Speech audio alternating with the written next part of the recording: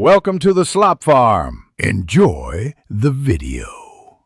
You're going to start by confirming the essentials and taking the first actionable steps. Make sure Chrome is installed and updated. An outdated build can break pinned icons. Next, restart Windows Explorer from Task Manager to refresh the taskbar process.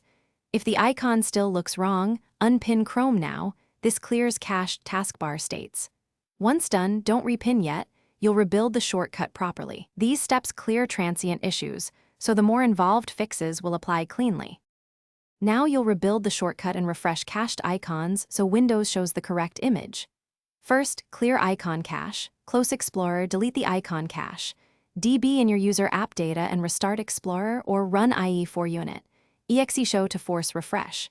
Next, create a fresh desktop shortcut directly from Chrome, exe in program files, this avoids broken LNK targets. Right-click the new shortcut, choose Properties, and set the icon if necessary. Once that's correct, you'll finish by pinning the clean shortcut and performing final verification. Drag the newly created shortcut onto the taskbar, or right-click it, and choose Pin to Taskbar so Windows registers the correct icon and jump list. Make sure Chrome launches correctly from the pinned icon.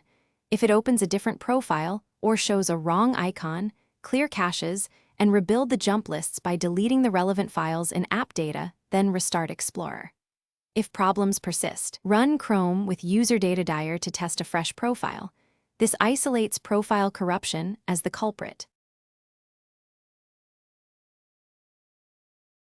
Thanks for watching. Consider subscribing if we helped you today.